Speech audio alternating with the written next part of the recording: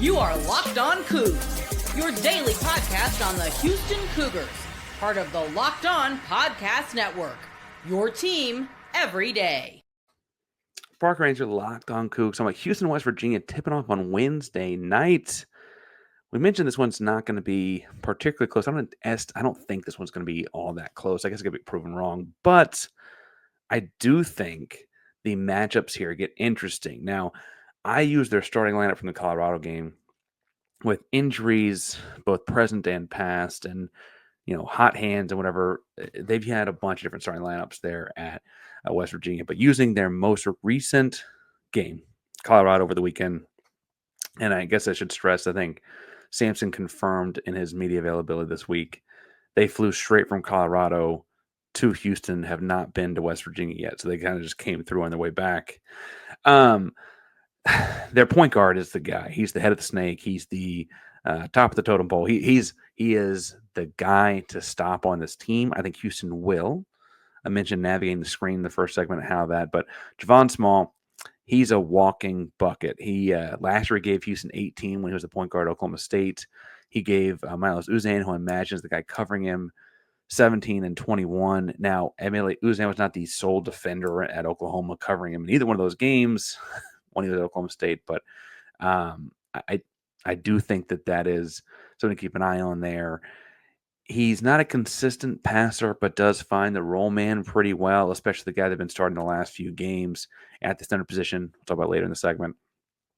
But his biggest thing is he's over 19 points a game, almost 20 points per game, legitimate player of the year candidate in the conference if they make a real run at the conference in the latter half of the conference play here, right? Javon Small is a very, very talented scorer at all three levels. Off the bounce, I'd say off the catch and shoot, but doesn't get a whole lot of those from an opportunity perspective.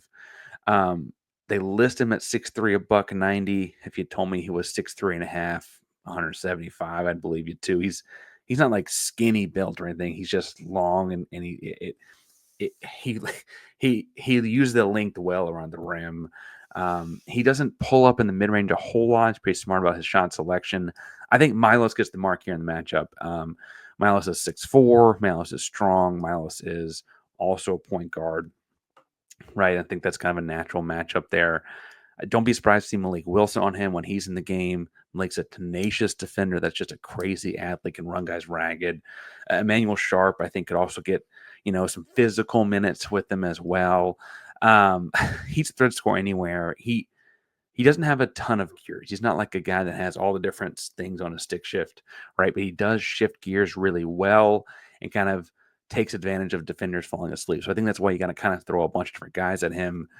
Again, he's really, really good. I think he could get his 18 and Houston still wins this game pretty handily.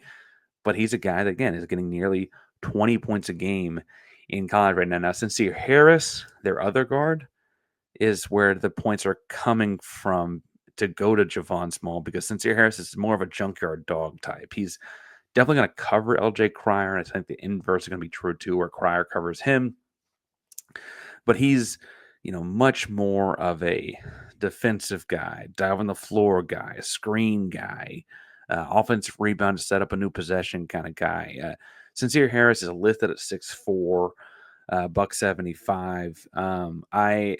He might be 6'4", $175. I probably shouldn't take my own guess. That's what he listed at. He's not one I'm worried about scoring a whole lot, because again, Javon Small gets a lot of the shots, and starts the actions. Sincere Harris is kind of just there to kind of be their glue guy, their starting lineup glue guy. The guy that is there to shoot the ball is Jonathan Powell, 38% from three, over 6 attempts per game, 6'6", hard to get up there and contest his jump shot. When they run that pick and roll action with a spot up shooter set up for the kick out, he's the one spot up for the kick out. He does shoot on the catch and moving catch pretty well.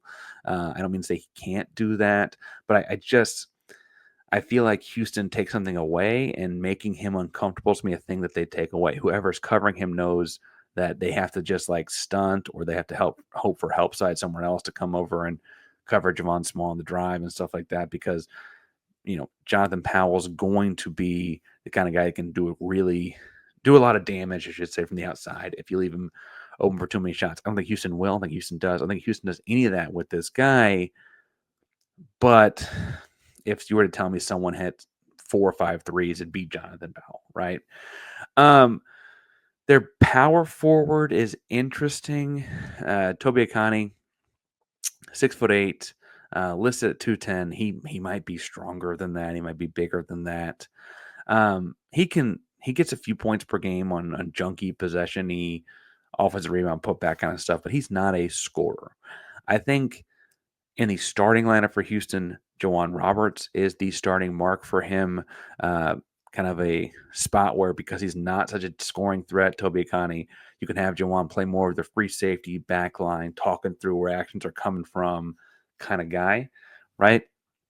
On the same coin, other side, I feel like both Javier and JoJo Tugler covering Toby Akani could be useful, because then you get all that length in a help position at the rim to help defend the rim when guys like Javon Small are attacking the cup, right?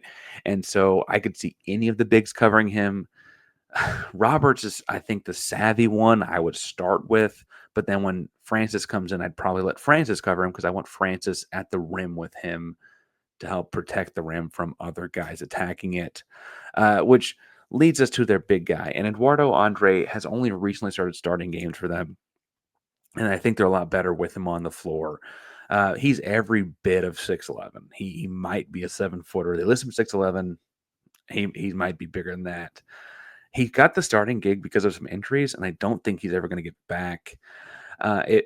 Simply put, if he catches the ball inside of 5 foot, inside the 5 foot area, it's 2 points. He scores with physicality and aggression from inside of 5 feet. You make him catch outside of that, it could be a turnover. That's just as simple as it goes. Now, high motor, aggression, that physicality, he gave Hunter Dickinson a ton of problems when they played Kansas. A ton of problems, right? When they were in that high screen roll action with Javon Small, he's the one setting the screen, and with the hard dive, right? That's how they get him involved. And what's interesting is that hard dive is both to catch the pass when he catches an assist from Javon Small or whatever, and he also will catch the putback off of missed threes, off of missed floaters, or missed midway. Like he'll catch the put and get his put back in there. His points per game, that kind of stuff, is all kind of wonky because of that like recent increase in role. And so I don't know that you can rely on him to be a non-scorer the way his year-long per game stats would indicate. He's good. And I think that I start with Tugler on him because of his size. You want Tugler's length there.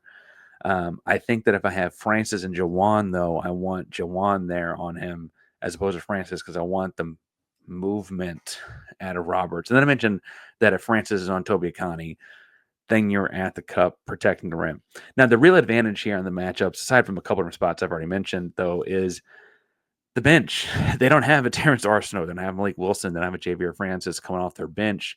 All three of those guys functionally could start on a lot of Big 12 teams, right? That's going to continue to be Houston's advantage. We didn't even talk about like Mercy Miller and do they get him in the game or whatever, right? Those three guys, the 8-man rotation, where he gets rounded out there, is really, really important for what Houston's trying to do, right? Now, Joseph Yusufu and KJ Tenner are tough kids, kind of, bull in China shop kind of guards that come in for them. Both 6 foot tall. Yusufu is a little bit more built across, but neither is a big time scoring threat. Neither is going to come in and lock down Emmanuel Sharp. Neither of those guys are necessarily worried about as much.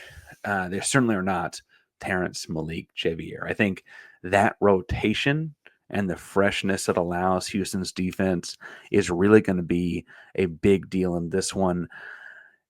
And I don't know if you're keeping track here as you go through, but I think Houston at least wins 3 starting matchups and the bench and pushes at the other 2 at the worst. Javon Small might win his matchup because he scores a lot of points.